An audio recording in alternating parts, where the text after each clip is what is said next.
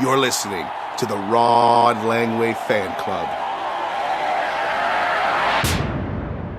Welcome, everybody, to the Rod Langway Fan Club podcast. I am your host, Jeff Roman. Special show. It's the Stretch Run Report. We've got about less than 10 games in the NHL regular season. I'm joined by a couple of co-hosts, Mr. Mark Chickadee Check 1, Nita. I've been chickadee checking the standings daily. We've got some great races. I'm looking forward to breaking them down for you guys. And John the Leprechaun. Went to school with one shoe on, one shoe off, Snowden. Whoa, you really stretched that out, bud? That rhyme was a bit of a stretch. So we have some exciting playoff races here. We're looking at the wild card teams, the teams on the inside and the teams on the outside. Let's start in the East. Who do we got first? I remember last year, guys, at this time, the East was all sewn up. There was nothing to talk about. But this year, we've got a pretty good race. 3 teams fighting for 2 spots. Well, guys, I think we should probably start with the New York Islanders. I feel like we're always talking about this team. They've got an inside track, I would think. But what do you guys think of the Islanders down this stretch here? Well, they do have a couple points of cushion, but there are some questions with this team, injuries being one of them. Matt Barzal looks like he won't be able to help out down the stretch. Yeah, they may also have a problem with Brock Nelson, so that would make them a little thinner up the middle. However, Jean-Gabriel Pageau has just come back, and of course, they have Bo Horvat, and so they're a little deeper at that position than they had been in the past. And one thing about the New York Islanders is they have Ilya Sorokin, and when you've got him in net, I really think they've always got a chance. Sure, he has arguably been the best goalie in the league this year. I think he's definitely going to get some consideration for the Vezina this year. So between that and, they're a pretty well-coached, good structure on that team. I think they'll be right in there until the end. So next up, we got to talk about the Pittsburgh Penguins. This is a team 16 years in a row. They've made the playoffs. It is questionable this year. What do we think about these guys? Yeah, it's funny because finally this year, Sidney Crosby and Evgeny Malkin have played every single Penguin game, and yet here they are having to scrape and claw their way for a playoff spot. What's gone wrong in Pittsburgh? Well, I think a team like this who has an aging core, they really need some more depth offensively, and they haven't really got that. I mean, they need more out of Rickard Rakell. He was a guy that they thought could have some offensive pop. They need a little bit more from Brian Rust, and they also need a little bit more from Mikael Granlund as well. I mean, he's a guy, I think he's got more offense in him, and they're going to need it if they're going to make the playoffs here. I'm really concerned about their D-core. We've talked a lot about them this season. They redid it in the offseason. Really, really banged up. I'm sure they've still got Letang, but listen to some of these injuries that they have right now. Jeff Petrie is out. Jan Ruda is out. Marcus Pettersson's out. Even Kulikov's out. So that's really stretched their D-core. Yeah, it's funny, the big trade they made in the offseason to bring in Jeff Petrie, and you look at the way Mike Matheson's been playing in Montreal now, they could really use him right about now. How about their goaltending, though? Does Tristan Jarry, can he find his game in time? He's going to need to, I think. He's a goalie who can bring it, and we've seen him come up in big moments before, but if he starts faltering, watch out. This team could be out. Well, that's the thing. He's been faltering for most of the season. That's why they're in this spot to begin with, and unfortunately, Casey DeSmith hasn't been much better behind him. Next up, guys, we have to talk about the Florida Panthers. In our midseason show, I got to admit, I was willing to write this team off. I think we may have even smashed up a car. We may have, yeah. We may have to give that guy a refund or something. Yeah. But how about the Florida Panthers? Do you guys think they have a chance to make it into the playoffs? Yeah, as long as Matthew Tkachuk keeps leading the way like he has been, he's been on absolute fire. He's going to get 100 points again this season. I think he could even get a few MVP votes. I'm not writing off Florida at all. One guy who's really impressed me down the stretch is Sergei Bobrovsky, man. He is back on the case. He's found his game, man, especially with Spencer Knight being out. Bobrovsky's been electric down the stretch. Yeah, that's right. He can be hot and cold, and he is hot right now at the right time.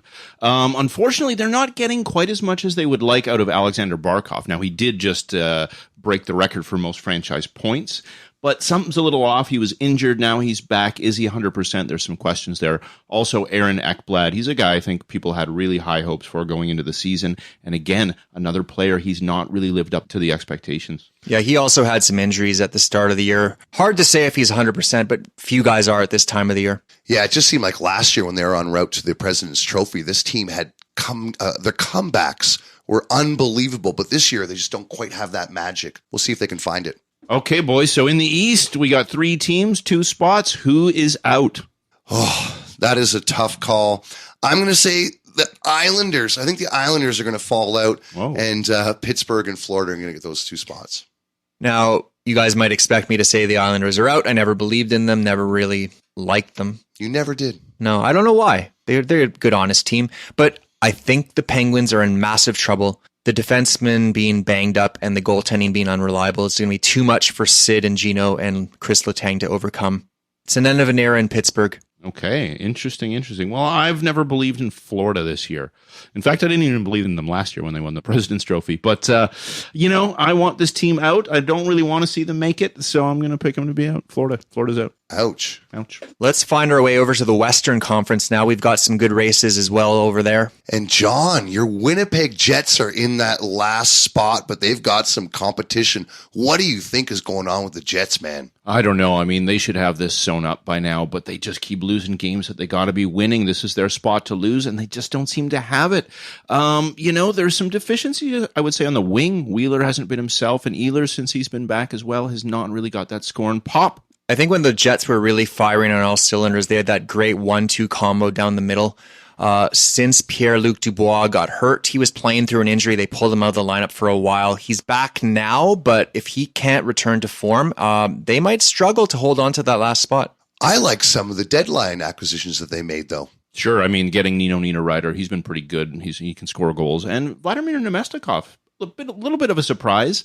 So some nice additions. Hopefully that can be enough to push them over the top. It's a real shame that Cole Perfetti, the rookie, is out. But what a season by Josh Morrissey, right? Yeah, Morrissey's been amazing. One of the best defenders in the league, and I don't think too many people saw that coming. They still have Connor Hellebuck back there, which makes me think they've definitely got a chance to make it. Yeah, and he's been solid pretty much for most of the season. A bit of a downturn recently, but I think the whole team has kind of been down. So hopefully he can lead them back and they can secure that last spot.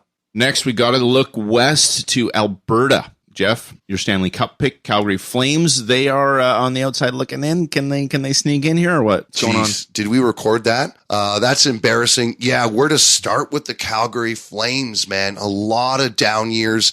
Jonathan Huberdeau and Kadri probably at the top. Yeah, and you got to wonder, those big acquisitions come in, they don't quite fit. Maybe they just don't fit on this Daryl Sutter team. He's kind of an old school guy, favors defensive awareness more than, pushing the pace, pushing for offense. Both those guys are used to that kind of a system in Colorado and Florida, respectively. So I don't know. I think the game is kind of passed Daryl Sutter by. This might be his last job in the NHL.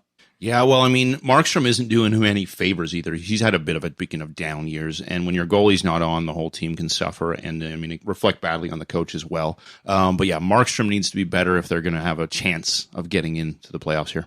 And guys, we kind of have to talk about the Nashville Predators. This is a surprise. I mean, look at the deadline that they had. They trade away Matthias Ekholm. They trade away Mikael Granlund. And it just looked like they were kind of folding up their tent and saying, this isn't our year. Let's kind of start reloading and thinking about the future. But they're still in the mix. They've got games in hand. If they win them, they'll be right in there. Yeah, and it's all the more surprising considering the injuries they have. I mean, probably their two best skaters, Roman Josi is out and Philip Forsberg also out. Without those guys, you'd think they'd be sunk, but here they are. I mean, they still got some work to do, but you never know. Ryan Johansson also has been out for a couple weeks as well. Right. As long as they've got UC Saros and net, I think they've got a chance. But guys, we have to talk about Thomas Novak. This guy's come out of nowhere. 16 points in his last 15 games, and good on the guy. They needed something like this. Yeah, it's always nice when you see a team's prospect come in and at the right time, get that opportunity and just run with it. He's a former second-round pick by the Predators. Okay, boys, we got 3 teams, 1 spot. So who is it going to be? Who's going to make the playoffs here? Well, none of these teams really inspire a lot of confidence, but I think, John, your Winnipeg Jets are going to hold on to that last spot.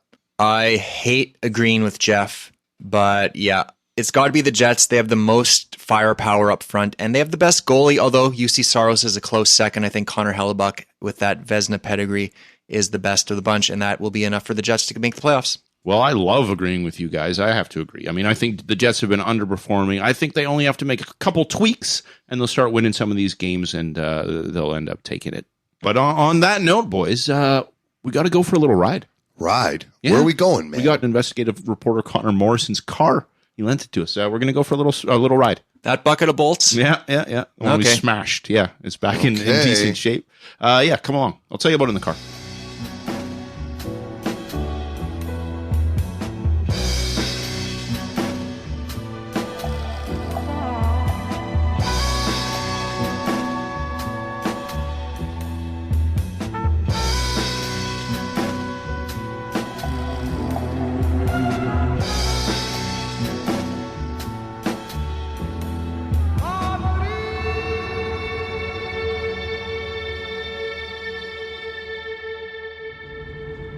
John, man, where are we going here, dude? Yeah, we got a show to finish. Like, we still got to get to the mailbag. We're almost there, man. We got to do this. I'm sorry. We have to do this. We have to take care of this right now. Is this, John, are you serious, man? Is this Yes. all about money for us, man? Well, yes, it is all about money, and we don't have any. How are we going to keep the show going if we don't have any money at all? I told you guys a couple of well-executed bake sales. We're back in the black bake. Man, this is no joke. I mean, we're going to meet a guy. And he's going to sort us out here. But be cool, man. This is no joke, okay? Well, is he cool? Yeah, he's pretty cool. Just don't worry about it, man. The destination is on your left. Are we almost there, man? Yeah, it's just here. Yeah, he said, yeah, metal shed. Here we are, man. I see a scooter here, man. Oh, that must be your guy, John. Let's get out. Man, it's pitch black out here. I can't see a thing. Which one of you bozos were in charge of bringing the flashlight? I got the flashlight here. Hang on a second, man. Whoa, what the? Hey, chit. Too much noise. People will hear us. Hey, Guy Zamboni, man, how you doing? I'm okay, John, but who are those two jokers right there? They're cool, man. Don't worry about it. They're at the show. Yeah, They're we with do the show. everything together. It's fine, man. Yeah, Don't worry. man, yeah. What show? The Rod Langway Fan Club podcast, man. You know. That yes, yeah, recording. you called in, remember? We talk about the ice. Yes, that's right. The ice is great. So you got the thing? I got the thing, but you sure we can talk about this with those two guys here? For sure, man. You guys are cool with this, right? This I'm is hip fine. to the scene, whatever Well, it I is. think so. I don't know what you guys are talking about. Just here, hang but on. Yeah. Yeah, dude. Can I you see look it? cool, but I got the doubts, huh? No, I'm fine, man. Can I see it, man? You can see, but still not happy. Whoa. Hey, we didn't Scott? talk... John, a gun? Are Whoa, you serious? John told me that those guys, they are okay, and now they don't even know why you come here. They're cool Is with this it, man. amateur hour? They're cool, man. What do They're you need cool. this for, John? Man, we need this for the security guard, just in case. Just Old in guy? case. It's like 90 years old. Yes, man, just in case anything. We need to be prepared for anything that might happen, man. Can you show me how it works? I can. You sure it's okay? Yeah, you guys are cool, right? This is fine, man. Just, Yeah, how does it work, okay, man? but I trust John.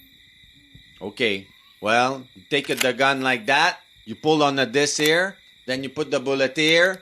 And then, remember, you don't pull, you squeeze. Right, cool. Can I try the squeeze part? Yep.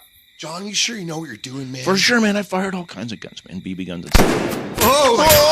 Whoa, what the heck? Oh, man, it just went off. It just went off, man. It wasn't my fault. Sacrament. Amateur hour all the way. I am out of here now. Give me Don't- that. don't- Give me don't- that. Give me that. Give me that to me now.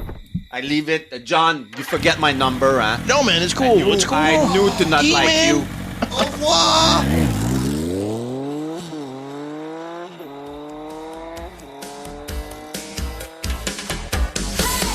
Bye bye, mon cowboy. Bye bye, mon rodéo. C'est si dur de tomber si bas quand t'as été si beau. Tu fais l'amour comme un dieu et tu le fais quand je le veux. Viens dans la tête, joue dans les yeux. Un corps de maître, une peau de feu.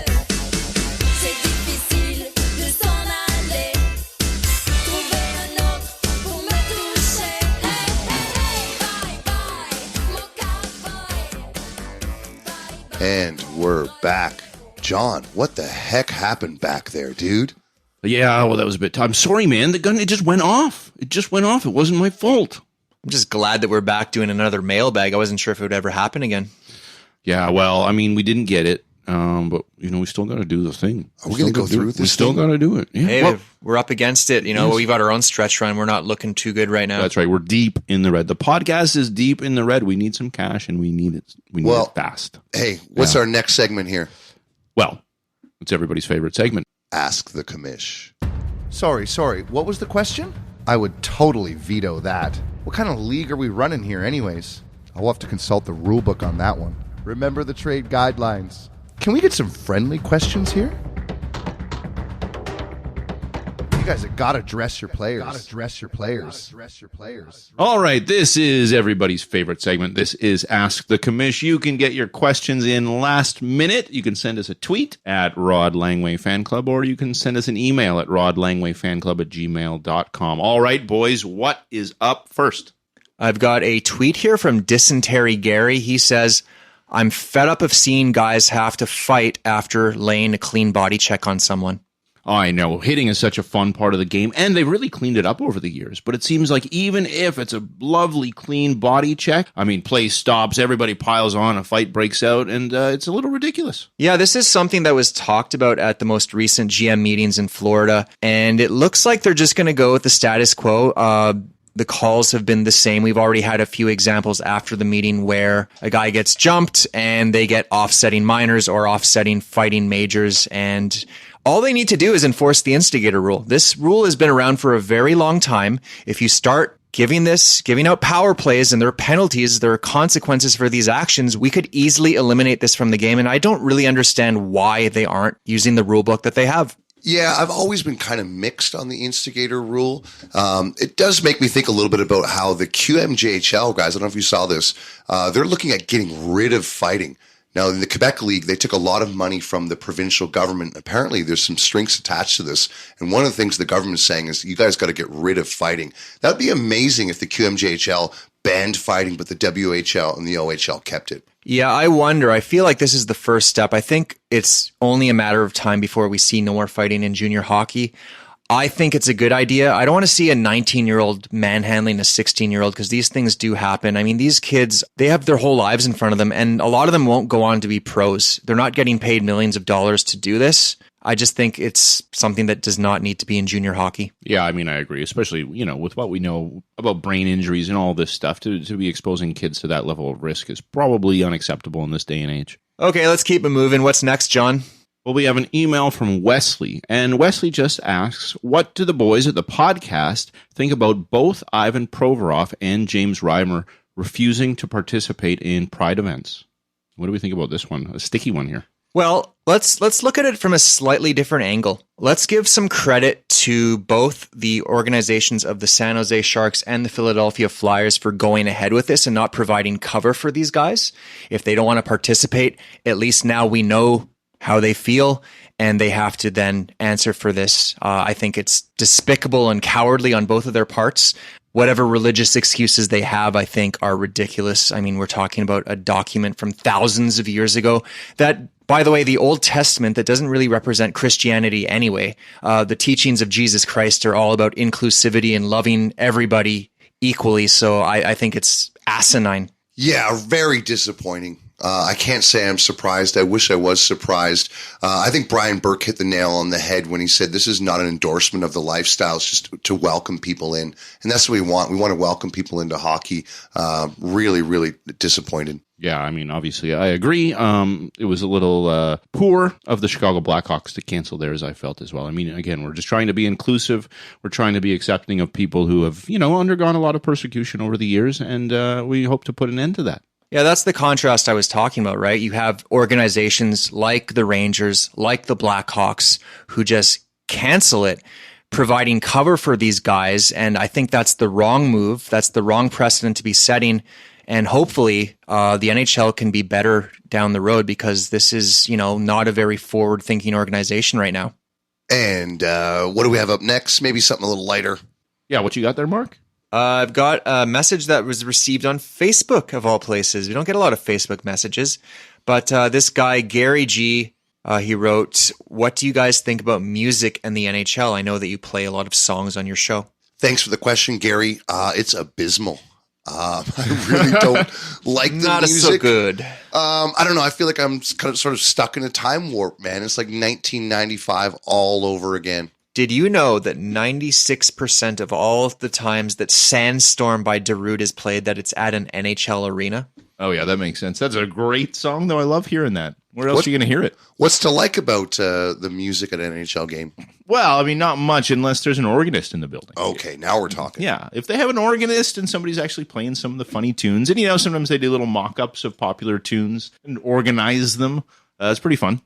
I've got a bone to pick with one team in particular as for their musical selections. The Vancouver Canucks have maybe the most inappropriate, and I don't mean appropriate in an offensive way, but inappropriate goal song. Simple Minds, Don't You Forget About Me. Good song. It is a great song. I like that It's a great tune. song. Yeah. In fact, those that know me well, and Anybody who knows me, I've told them this. At my funeral, that song must be played. I have multiple friends who have promised that will happen. But as a goal song, it's just bizarre. Yeah, strange choice. I would agree with you there. It's not a pump you up kind of song. Like, you want to get the crowd going. You want to start a surge. You want to get a couple goals back to back. It's odd. And maybe that's why Vancouver struggled this year.